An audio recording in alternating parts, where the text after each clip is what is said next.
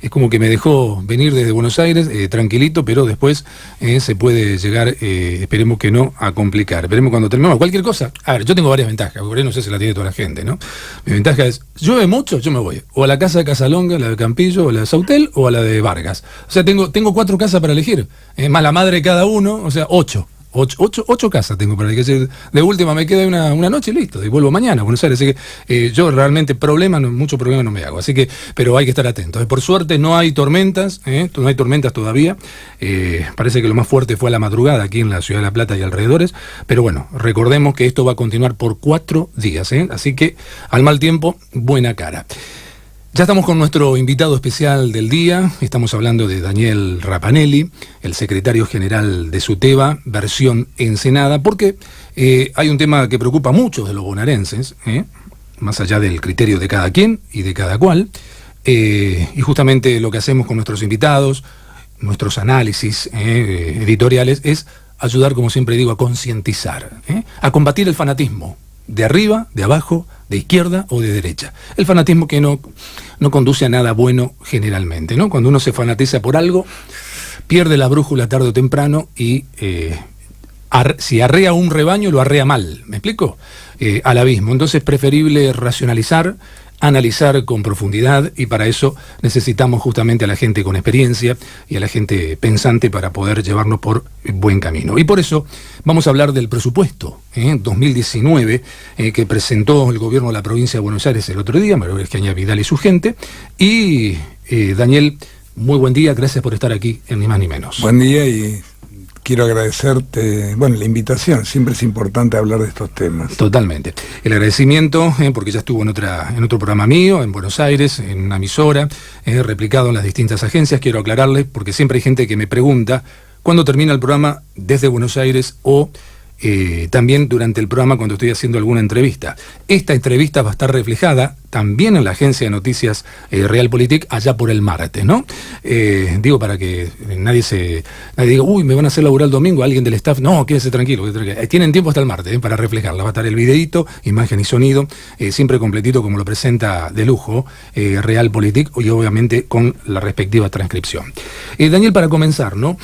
¿Fue sugestivo, la primera pregunta, fue sugestivo el horario en el que entró el presupuesto 2019? Sí, fue realmente muy sugestivo, y además hay que recordar algo. La gobernadora tenía fecha, o el Ejecutivo tenía fecha tope al 31 de agosto para presentar la iniciativa del presupuesto en la legislatura. Justo esa fecha, no, a lo mejor lo postergaron porque es mi cumpleaños, por eso. Bueno, eso no lo sabía.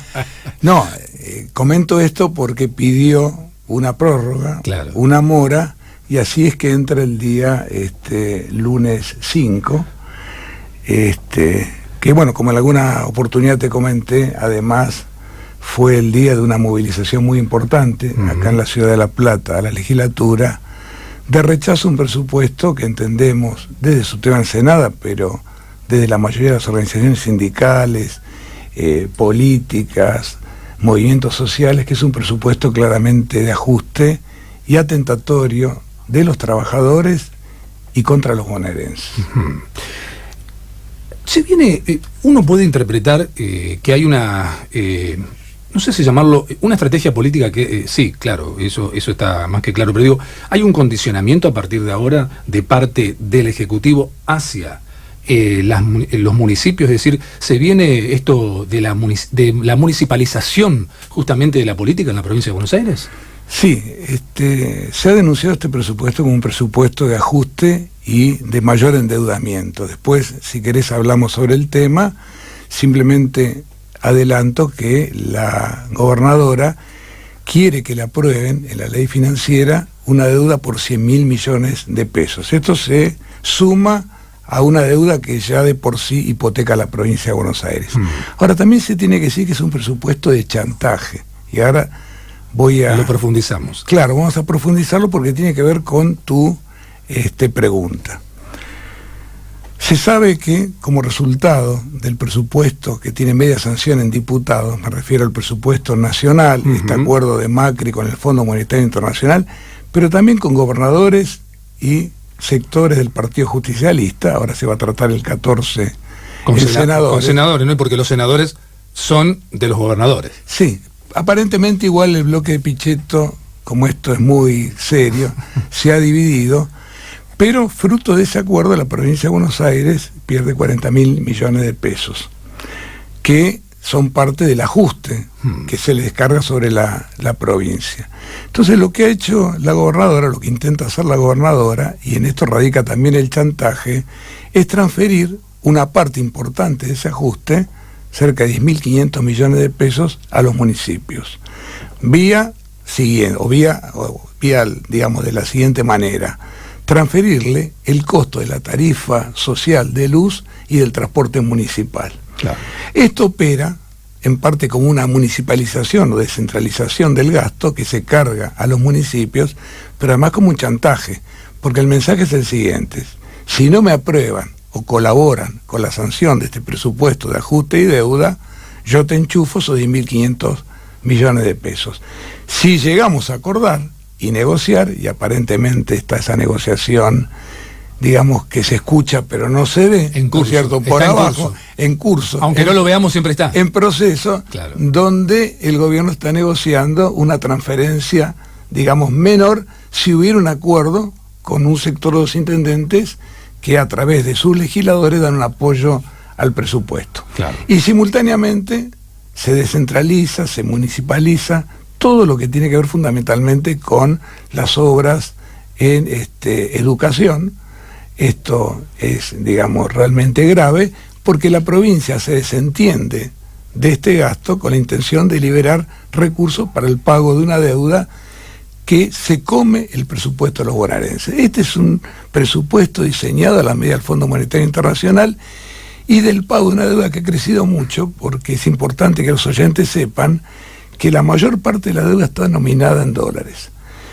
Luego de la devaluación, esa deuda se ha multiplicado, y en el desglose del presupuesto, lo que se ha hecho público, me llama la atención el número, pero es infantil, el aumento de la deuda es del 99,98. Entonces no te dicen que es el 100%, pero ha crecido de 28.000 millones a 56.000 millones y pico. Precio del marketing de vidriera, ¿no? Claro. 99,9 no es 100. No es 100. Claro. Pero, bueno, simultáneamente, digamos, con esta suba del 100% de la deuda, cae por debajo de una inflación que ya es un dibujo. Caen ciencia, cae producción, el astillero, ¿no es cierto?, 400 millones de pesos menos. Y además digo que es un dibujo porque la inflación estimada para el 2019 es del 23%. Y esa no se la cree nadie cuando el año va a cerrar con una inflación cercana al 50%, ¿no? Está claro, ¿no? Porque los mismos que nos dijeron en su momento que iba a ser del 23% para el año que viene son los que nos dijeron a fines del año pasado, digo para hacer todo el proceso y tener buena memoria, ¿no?, que la inflación de este año iba a ser del 15%. Sí, y por lo tanto las paritarias y los acuerdos salariales tenían que girar, digamos, o rondar en torno al 15%. Y algunos sindicatos, digamos, complacientes con el gobierno, se apuraron a firmar, y realmente eso ha sido una confiscación y una entrega al salario muy grande. ¿Cómo que podemos mencionar algo? Sí, por ejemplo, UPCN, que es el abanderado de estos acuerdos a la baja. Bueno, luego tuvieron que ir reformulándose porque la propia realidad lo impuso, pero siempre hay que tener en cuenta que cuando en los aumentos salariales, por ejemplo, se declara un 30%, no es un 30% de tramo a tramo. Claro. Cuando empiezan los aumentos a lo largo del año, eso es una reducción salarial. Igualmente la inflación va a ser, se calculan, entre 47 y 50%, y bueno, y lo del 23% para el año que viene es claramente un dibujo. Por eso creo que es muy grave, lo quiero decir como, digamos, hombre de un sindicalismo combativo, así nos consideramos que es, digamos, el movimiento y los temas del cual participamos, que nos parece muy grave que la CGT haya levantado el paro nacional, que en realidad nunca convocó, y que tuvo una historia de degradación, porque yo recuerdo que en vísperas del 24 de octubre, cuando se iba a tratar el presupuesto en diputados, la CGT dijo, ponemos toda la energía en el paro de 36 horas en noviembre. Ese día no quiso parar. Luego, el paro de 36 horas pasó a ser un paro de 24 horas sin fecha. El paro activo pasó a ser un paro sin manifestación y ahora han arreglado por un bono, que son 2 cuotas de 5.000 pesos, que además de atentar contra la reapertura de las paritarias, está muy claro por lo que se ha escuchado que la mayoría de las empresas van a argumentar todo tipo de chicanas habidas y por haber para no pagarlos. Claro, los empresarios no quieren pagar. No quieren pagarlo, entonces es muy pérfido porque a la vez de que no quieren pagarlo, reclaman subsidio del gobierno o que se haga parte el gobierno, digamos, tomen parte de ese pago para afrontar el bono. Con lo cual es un negocio por partida doble. Claro, yo creo que estamos hablando del ámbito privado en este caso. Por eso digo que los 7 de cada 10 empresarios no quieren pagar el bono. No quieren pagar. Bueno, hay que ver si esto se traslada al ámbito estatal. Hay una discusión. Hay una intención del gobierno de que se traslade. Hay una intención. Sí, hay una intención, hay un rumor. Vidal no abrió la boca, no sabemos qué va a pasar con los trabajadores estatales. Y a nosotros los docentes nos cerró la paritaria por decreto. Claro. Y la cerró en un 30% mentiroso, que es la suma de estos aumentos, digamos. El gobierno del diálogo, siempre y cuando hagas lo que yo digo. Si no haces lo que yo digo, decretazo. Absolutamente, decretazo, y si hay conflicto, conciliación obligatoria trucha, donde el Estado es juez y parte. Claro. Eso siempre lo hemos denunciado. Entonces, la situación es complicada, y además es un presupuesto que para el año que viene, por eso me parece importante señalar el dibujo del 23%, porque el gobierno plantea en el presupuesto una pauta salarial para todo el 2019 de 20%. Claro. 3 puntos menos que el dibujo. Y muy lejos de lo que efectivamente va a ocurrir. Increíble, ¿no? Así que es dibujo de dibujo. Claro, será una nueva escuela de la pintura, qué sé yo. Sí, siempre se habla de salario a la baja, es un dibujo a la baja. Y eso que Salvador Dalí hace rato que ya no está entre nosotros, ¿no? Sí. Digo por aquello del marketing que hacía en su momento que le fue muy bien, ¿no?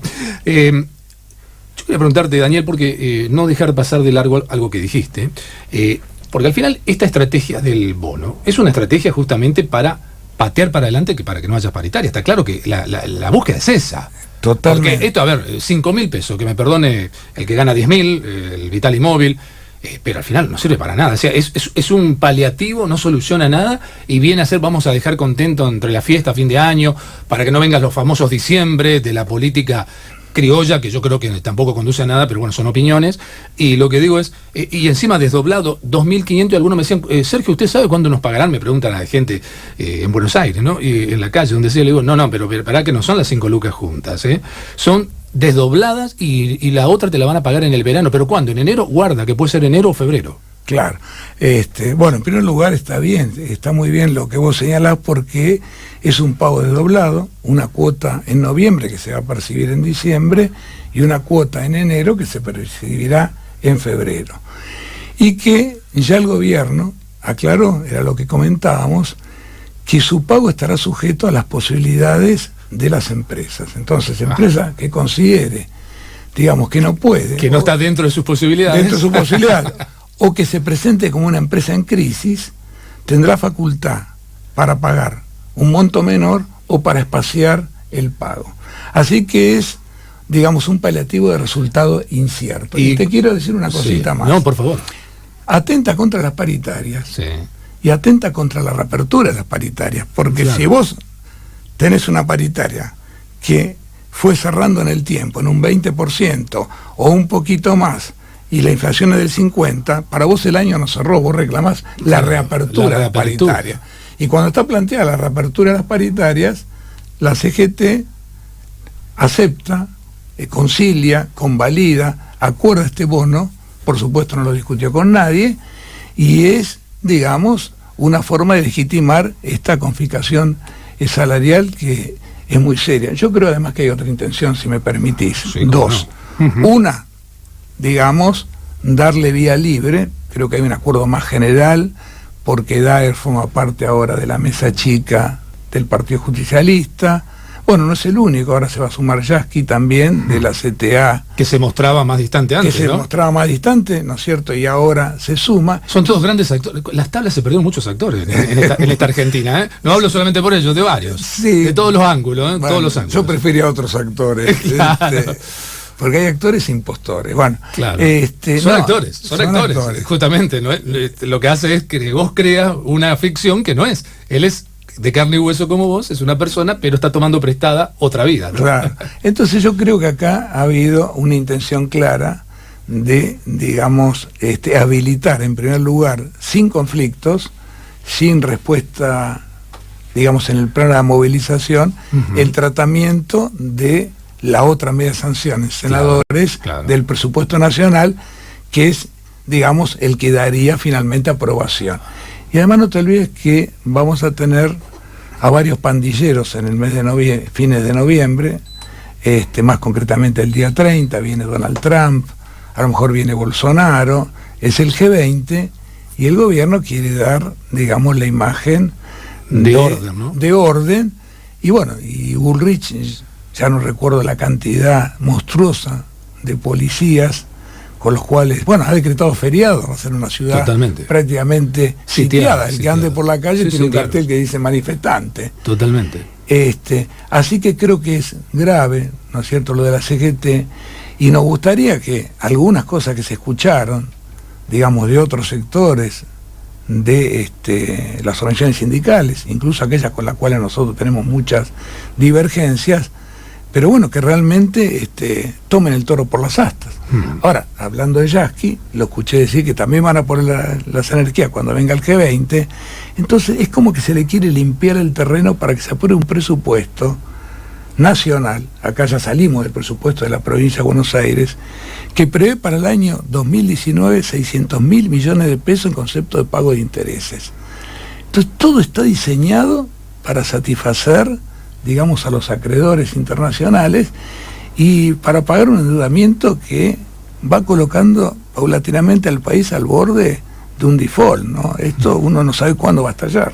Totalmente. Justamente con todo esto también lo que desde el criterio de ellos es tratar de hacer todo esto, prefieren hacer esto el mal menor que justamente evitar, lo que quieren es evitar ese momento a lo mejor. Sí, o retrasarlo al menos. Claro. O al menos retrasarlo. Creo que esa es la búsqueda también, ¿no? Ya digamos, el famoso acuerdo con el FMI implica que se comen los recursos a 2 años. Exactamente. Así que bueno, si pierdo las elecciones en el 2019, que se la banque otro. Claro, ya esta ecuación también es de la política criolla argentina. Otros ya hicieron cosas parecidas para que el que venga lo pague, ¿no? Esto se repite. A él le tocó también, a él le tocó otras cuestiones también. Esto se repite, hay muchas cosas que aparecen, digamos, una y otra vez. Una, digamos, anécdota pequeña, por referencia a lo que estamos hablando, medio macro, pero muy importante para nosotros. Al principio, incluso como docentes, a principio de año se disolvió la unidad ejecutora provincial, encargada de construir las escuelas en la provincia. Y echaron a 400 técnicos y profesionales, personal muy calificado. Algunos, después de una lucha, digamos, muy importante, fueron reabsorbidos y ahora están en una situación, por su precariedad laboral, de vuelta se les vencen los contratos. ¿A qué voy con todo esto? La disolución de esta unidad ejecutora provincial y el despido de estos trabajadores, hay que aclarar que eran trabajadores precarizados, técnicos y profesionales.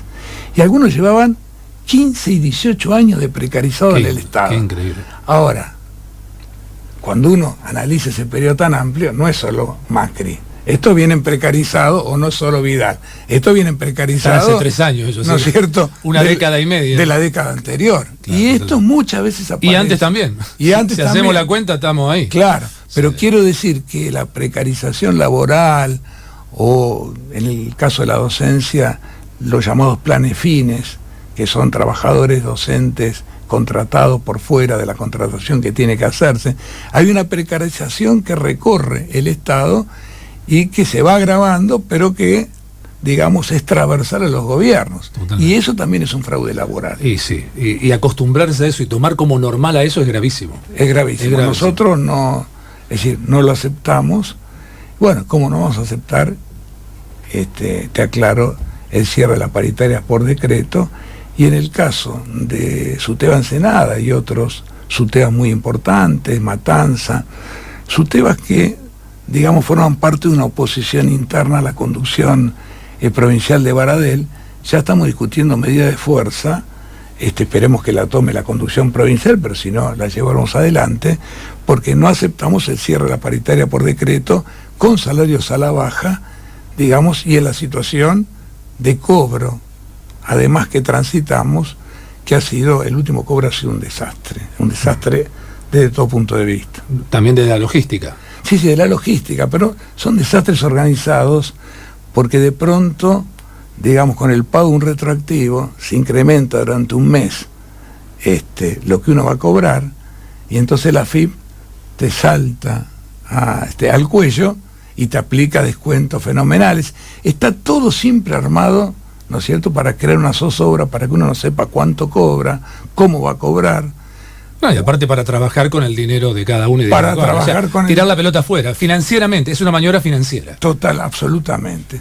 Así que, como ves, somos reflexivos porque estamos un poquito enojados. No, está bien, no, es lógico, no es una etapa de las fáciles, justamente, aunque nunca las hay, pero obviamente que es una etapa complicada, hubieron otras y peores, ¿no? Tampoco es un 2001, siempre digo lo mismo. Sí, pero te cuento una cosa, es una preocupación que no es, digamos, corporativa o exclusivamente salarial.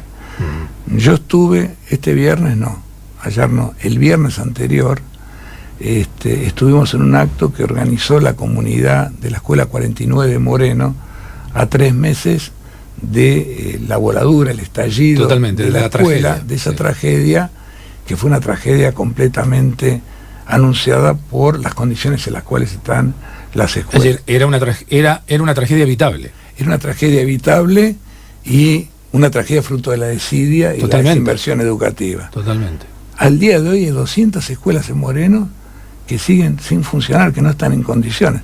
Ahora hablo no de accidentes, sino de negligencia. De negligencia. Ahora, ¿todo esto apareció de golpe? No, lo que hizo la voladura de esta escuela. Incluso que pudo haber sido una tragedia mayor, porque esto ocurrió a las 8:09 cuando estaban por entrar los chicos. Y le costó la vida... Hubiese sido otro Cromañón, digamos. Exactamente, y le costó la vida a 2 trabajadores, además muy comprometidos con la defensa de la educación pública. Nosotros lo veíamos en todas las marchas. Así que un dolor muy grande, y uno ve eso y ve que la gobernadora dice que el presupuesto se va a destinar en gran parte, lo cual ni siquiera se refleja en los números, a las obras y a las escuelas, y a uno le indigna. La situación de las escuelas es calamitosa. Vos me dirás, no es nuevo. Tenés razón. Tampoco es nuevo. Pero sí, eso no es un argumento. No, es una excusa. Es una excusa. Sería una excusa. Ojo, cuando otros gobiernos dijeron lo mismo, también era una excusa. Es una excusa, y si encima ahora le van a transferir la refacción y la construcción de escuelas a los municipios, y hay municipios que tienen mayores recursos y otros menores, y otros que tienen mayores recursos como el municipio de La Plata, pero tampoco aparece el dinero para las escuelas. Bueno, qué llamativo, ¿no? Porque... Y no me quiero dar manija, pero ya agarro anunciado que quiere aumentar las tasas municipales en un 50%. En un 50%. ¿No? Ahora, qué raro todo, ¿no, Daniel? En el sentido de, a ver, ¿qué sentido tiene? Pero, insisto, yo siempre aparto lo que es el extremismo del fanatismo político, que creo que es, insisto con eso, creo que es patológico, eso yo no lo admito. Pero de quien quiere que, si no soy yo, no es nadie, o sea, que se destruya todo, yo eso, en esa tesitura... mesiánico. Claro, de kamikazes, yo creo que eso es totalmente dañino, ¿no? Y creo que tarde o temprano lo universal baja y la persona que cree que le salió bien, mirá, se transforma en señor, en rey.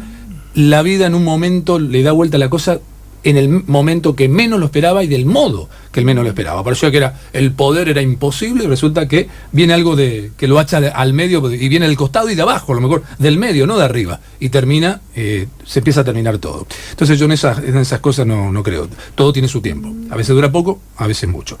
Pero lo que digo es, me llama la atención, ¿no? Porque, a ver, la escuela privada tiene que existir y el que puede y quiere acudir, que acuda. La escuela pública también tiene que existir. Parece increíble, y qué atraso que es esto de discutir si la escuela pública sí o si la escuela pública no.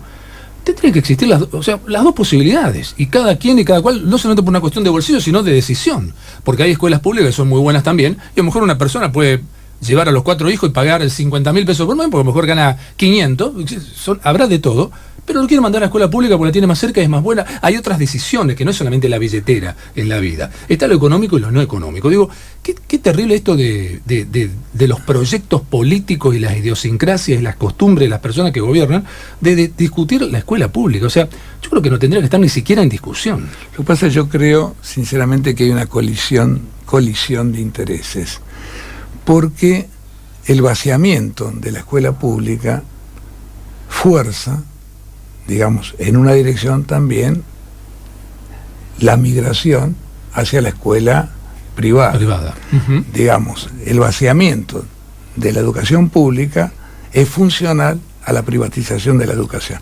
Ayer me comentaba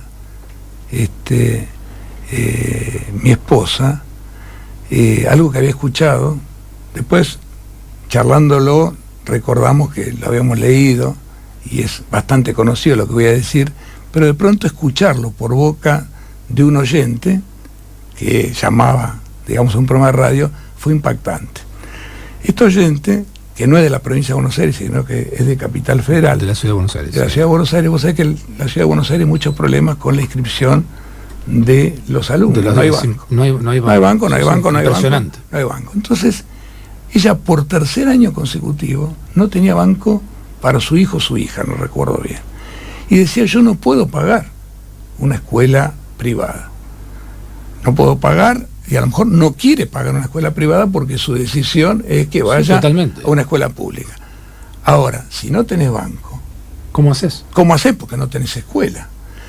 Y de pronto, Moreno, 200 escuelas que no funcionan, y que el gobierno no toma una sola medida, digamos, después estará la responsabilidad del intendente municipal, pero el gobierno provincial no toma ninguna medida de emergencia para que esas escuelas funcionen. Son 3 meses, los chicos perdieron el año. Totalmente, olvídate. ¿No? Es así, perdieron el año. Entonces vos sos papá y que decís, bueno, a lo mejor el único recurso, me guste o no me guste, quiera o no quiera, es llevarlo a una escuela privada, laica, confesional, lo que fuera. Entonces, ojo con eso, porque el vaciamiento, digamos, de la educación pública, creo que es intencionado. Es decir, en parte se liberan recursos que se utilizan, claro, como hablamos, para el pago de la deuda que crece 100%, ¿no? Y en parte también favorece la educación privada, porque si te dejas sin alternativas, es decir, uno como padre, como abuelo, como lo que fuere, quiere, ¿no es cierto?, totalmente, que los chicos vayan a la escuela. Pero fíjate que, y a la inversa de eso está la situación justamente económica en sí, que la persona, como bien decías, no puede pagar una escuela privada, entonces sí o sí tiene que ir a la escuela pública. Claro. Y la escuela pública no está, o no hay lugar, o no está en condiciones. Claro, entonces a mí me indigna cuando la escucho a la gobernadora, y la escuchaba sobre todo más a principio de año, ahora trata de hablar menos en este aspecto, cuando decía...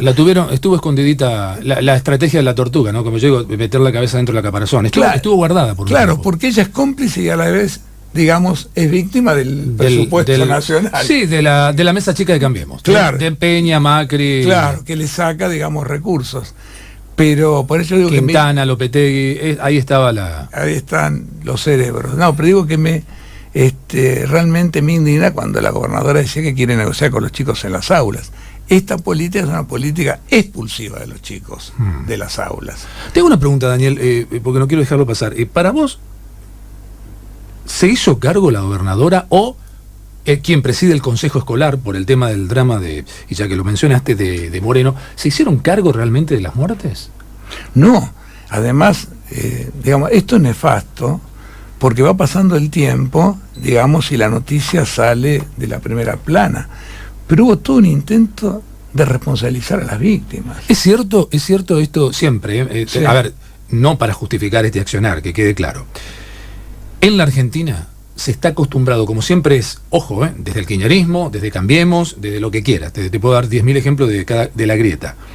Siempre la estrategia es el error humano. Es decir, ¿recordás la tragedia de Once? Del tema de los trenes. Absolutamente. Lo primero que dijo la empresa aseguradora, la política del momento kirchnerista de su momento, que hoy están encarcelados.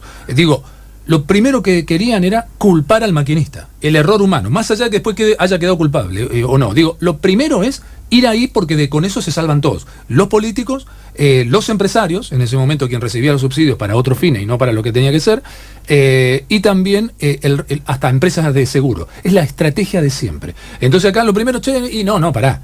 Ellos no tendrían que haber estado ese día ahí, si sabían ellos también que estaba la pérdida. Fíjate cómo pasa la cosa. Por eso te preguntaba si se hace cargo o no, y quiero preguntarte si fue cierto que hubo una maniobra ahí rara, de las raras, llamadas raras, con el tema del consejo escolar, de su titular, vinculado a retirar algunas cajitas, algunas documentaciones. ¿Eso fue real?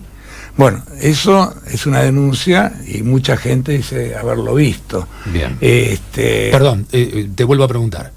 Justamente, en la Argentina de hoy hay mucho tipo de denuncia porque la industria del juicio funciona, entre operadores, abogados, el negocio de muchos, ¿no? Corporativamente también.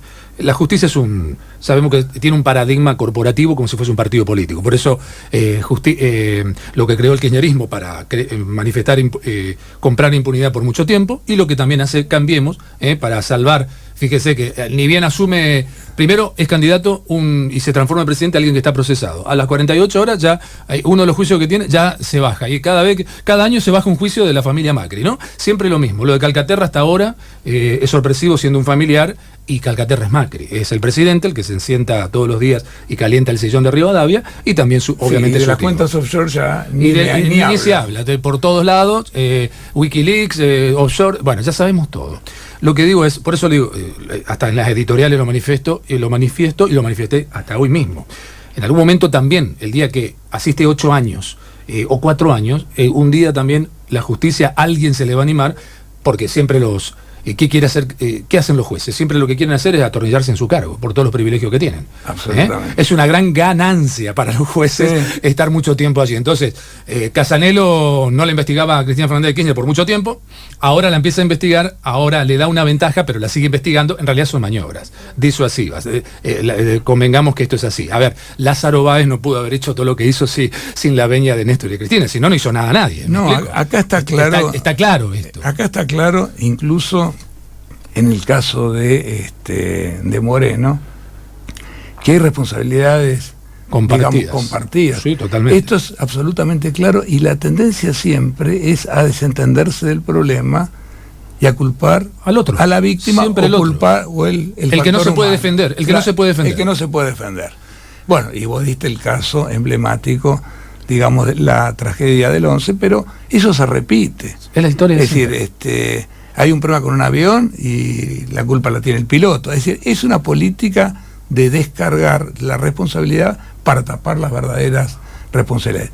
Todo esto tiene que ser, digamos, investigado. Yo creo que es gravísimo, y una de las, digamos, de las banderas, es decir, que nosotros levantamos muy alto, es el reclamo de la investigación de lo que ocurrió en Moreno, porque acá, si esto fue una tragedia anunciada, hay responsables políticos. Totalmente. Y tienen que pagar. Totalmente. Y Sanchezini, que es el director general de escuelas, sigue al frente de la Dirección General de Escuelas. Bueno, ahí está, ni siquiera tienen el tupé de decir, bueno, ante esta duda, así yo haya sido responsable o no, me voy. No que esperar que lo echen, me voy. Claro, me voy. Porque ya está, sigo mi vida privada y bueno, veo cómo sigo con el... ¿Qué significa la responsabilidad, es decir, política? La responsabilidad política tiene que ver con la desinversión y el haber prolongado una situación.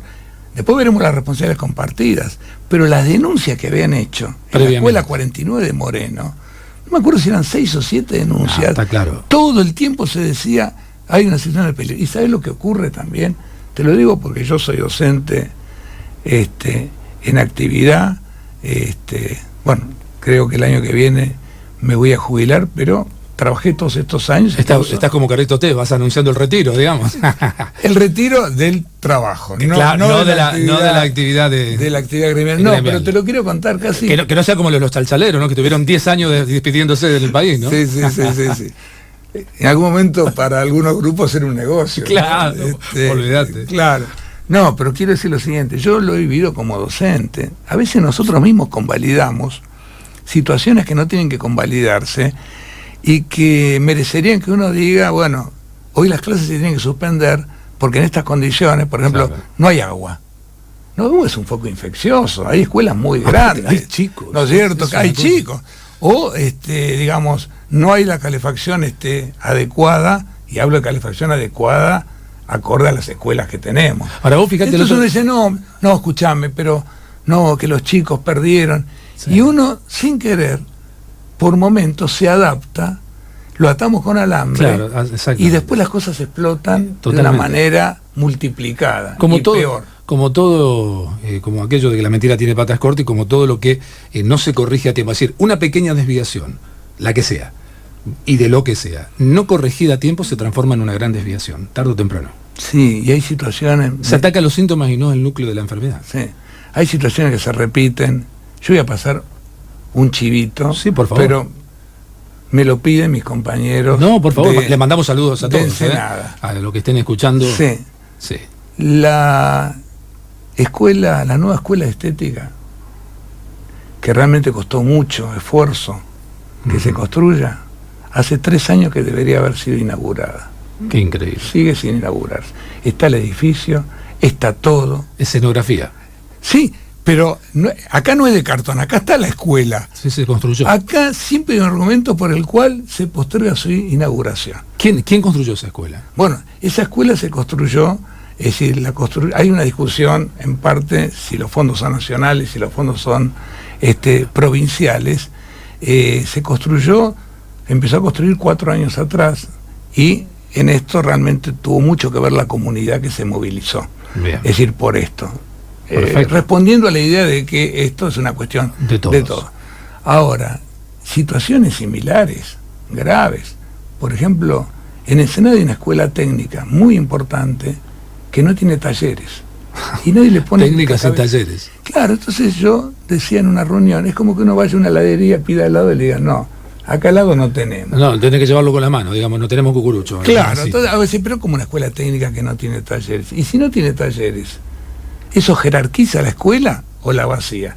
Si vos querés mandar a tu hijo a una escuela técnica y te enterás que la escuela técnica no tiene talleres, ¿vas a ir a esa escuela o buscarás otra si la hay? Entonces tenemos situaciones que son graves. De un atraso increíble. Y que se prolongan durante muchos años y muchos años, y entonces nosotros, como sindicato, empleamos más tiempo en verificar las condiciones en las cuales están las escuelas, en que se hagan las obras, en que escuelas técnicas tengan talleres, que se termine lo que está en buena parte ya, digamos, hecho y recorrido, que a veces en defender el propio salario, que lo asumimos, digamos, como una cosa de primer orden, de nuestros compañeros a la condición de trabajo. Un sindicato, la función que tiene es esa, pero nosotros, como sindicato, además de eso, tenemos que actuar como un contralor permanente de las condiciones, digamos, realmente muy graves y muy serias en las cuales se encuentra la escuela pública, y nos consume buena parte del trabajo tiempo, claro, del sindicato y de los delegados, y estamos orgullosos de hacerlo, porque para nosotros la defensa de la escuela pública es, digamos, una bandera, ¿no? Es una bandera, claro. Pero 3 años con una escuela terminada que no se inaugura, entonces yo aprovecharía, si alguien escucha, ¿no es cierto?, que se preocupe, porque eso es un despilfarro de dinero. Totalmente. Y además del despilfarro de dinero, eso atenta contra, es decir, los estudiantes y contra la comunidad. No, totalmente. Sería bueno que varios de los funcionarios que tengan que ver con la cuestión manden no solamente a sus hijos a la escuela pública, porque algunos lo mandan y lo presentan como bandera. No, que vayan a una de estas escuelas que falta de todo. No en alguna de las escuelas que más o menos esté bien y se haga una vida normal, digamos, entre comillas. Pero vienen a ver si se hicieron los paros. No, eso claro, eso sí vienen a las auditorías para ver si claro, se hicieron los paros.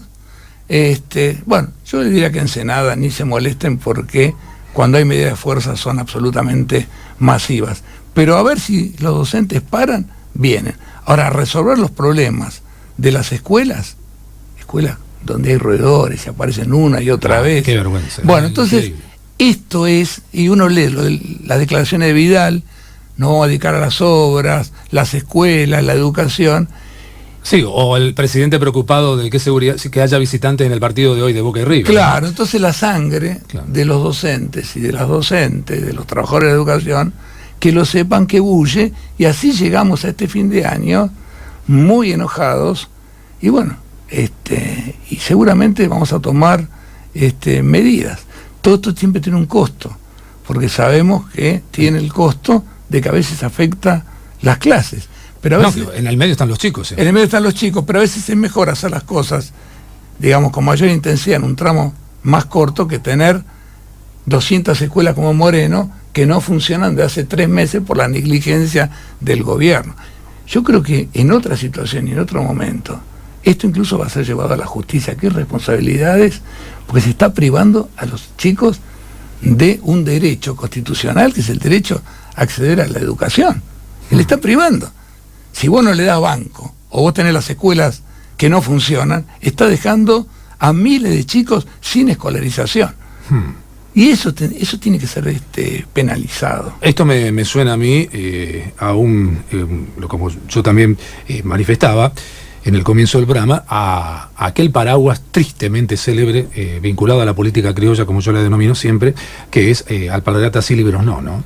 Porque en el fondo, esta desidia, que muchas veces puede ser directamente por un tema de hábitos, ¿no? Porque solamente creo que un ser humano solamente puede cambiar de hábito, o un hábito solamente puede cambiar a otro. Es decir, si la persona no hace lo que tenía que hacer, no comienza a hacer lo nuevo, no puede dejar de hacer lo que estaba acostumbrado a hacer en el pasado, lo viejo en este caso, para ejemplificar. Entonces, yo creo que a veces es por una cuestión de hábito solamente, y de la política en sí mismo, pero a veces es premeditado también esto de no darle tanta importancia a la educación, porque en el fondo no me conviene. Nos conviene cuanto la gente más adormecida la tengamos.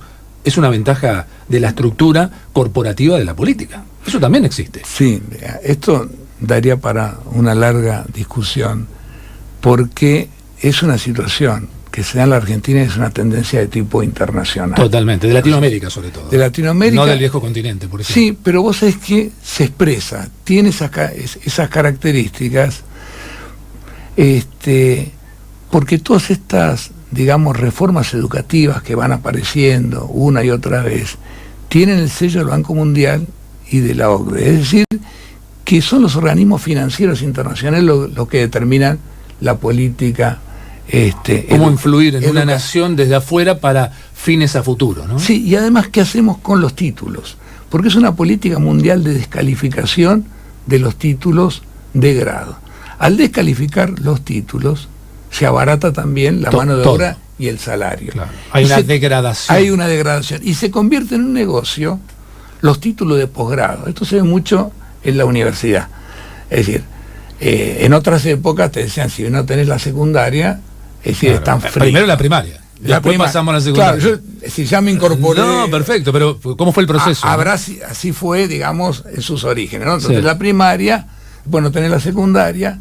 Hoy, si tenés la universidad, pero no hiciste un posgrado, ya te falta título algo. Vale menos. Claro. Y los posgrados son pagos. Con lo cual la universidad es pública, o digamos, una parte, ¿no es cierto? Es pública, estatal, es gratuita, pero el título, los posgrados, son pagos. Entonces hay una degradación que tiene que ver también con la descalificación y el abaratamiento, digamos, de la mano de obra. Y hay mucha perfidia porque, digamos, ¿qué es lo que le dicen los empresarios?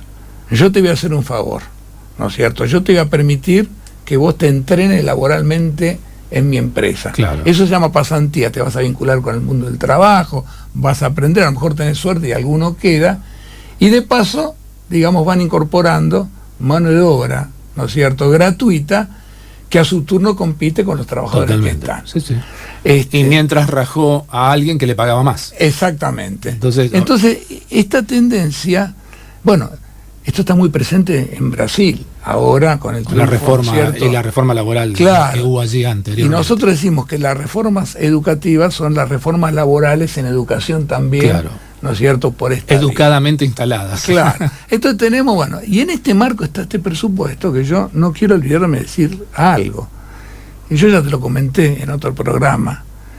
Digamos, este presupuesto y sobre todo la ley financiera de endeudamiento no tiene ninguna posibilidad de progresar en la legislatura si no es con el voto de un sector de la oposición. Claro. No tiene posibilidad numérica. Te veo preocupado por ese tema. Sabes muy bien todo lo que se está tejiendo. No, porque además a mí me hace reflexionar sobre este tema ¿no es cierto? Uno dice, bueno, el presupuesto de Vidal, el presupuesto de Macri, pero bien mirado es el presupuesto de Macri de varios. Y de Pichetto, claro, digamos, ¿verdad? Si le ponemos nombre y apellido a todo. Le ponemos nombre. Entonces me preocupa porque se viene el 2019 y hay sumas que restan.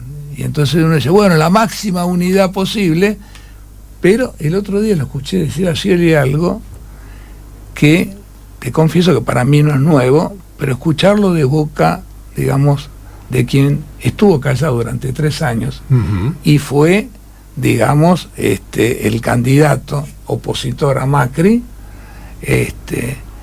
realmente me impactó. Él dijo lo siguiente: no sé, no recuerdo si dijo si yo fuera presidente o si, digamos, claro, hubiera un nuevo gobierno. Creo que claro, se cuidó de decir, porque me parece que quiere salir a rueda nueva. Oh, no, sí, está confirmado. Está confirmado. Dijo, yo vengo a construir sobre lo construido.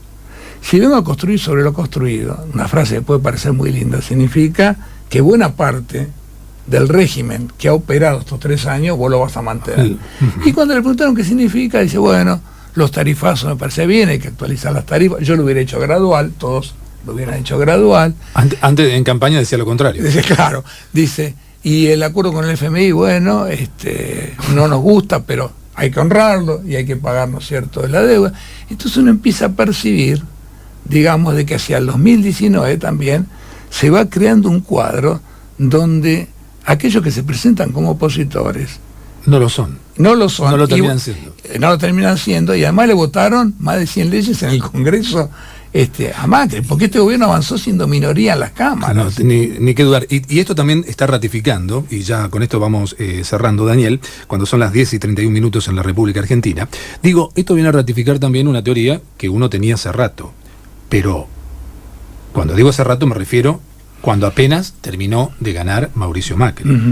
Que si hubiese sido el ganador Daniel Scioli, parte de lo que hizo Macri también lo iba a terminar haciendo Daniel Scioli. Esto lo está ratificando. ¿Por qué también te digo esto? Porque absolutamente seguro. Bueno, pero si vos hablas con fanáticos kirchneristas te dicen, eso nunca se sabe porque nunca ocurrió. Fíjate claro, cómo evaden la realidad, ¿no? Pero digo, hablo de fanáticos, no de kirchneristas. Uno conoce todo tipo de gente. ¿Qué pasó? Yo he hablado, y eso es lo que no saben esos fanáticos kirchneristas, más de una vez con gente que integraba el equipo económico que iba a ser de Scioli si Scioli ganaba. Ellos me decían en off que si hubiesen estado ellos trabajando en la parte económica de la Argentina, si Scioli era el presidente, iban a tener que hacer, no te digo 100% lo que hizo Macri, pero te puedo asegurar entre un 80%.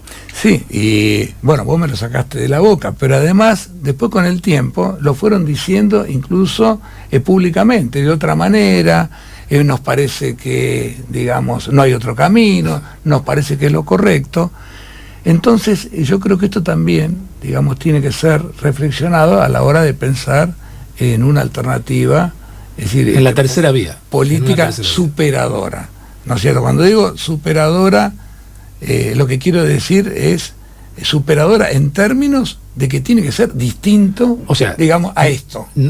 Estas manifestaciones hablan de la corporación, que la política es corporativa, queda claro. Sí, o por lo menos que hay toda una corporación que defiende intereses empresarios similares y se los disputa. Es más, yo he estado en reuniones. Ustedes saben. Yo he estado en reuniones con diputados y senadores de distinta índole, donde se decían, se ve que confiaban en uno, porque digo, si no, no podrían decir eso estando presente uno y otras personas también. Decían, pará, no, esto no, dejemos este proyecto que nos trajo fulano de tal, así, No, porque no nos van a dar bola acá mismo, ni en diputado ni en senador, porque si hacemos eso, se nos vienen otros van a... O sea, ellos mismos deciden que presentarlo, más allá de que crean que es mejor para el pueblo. Ellos no hacen cosas para el pueblo, hacen cosas para ellos. Si presentan ese proyecto, van a tener que hacer otras cosas que van en contra de los intereses que ellos mismos con los que ellos vinieron a defender justamente a la Cámara Alta o a la Baja. Está claro, es una corporación, es una corporación. No siento, para cerrar, en un día futbolero, porque es el día, digamos... El día D. El día D.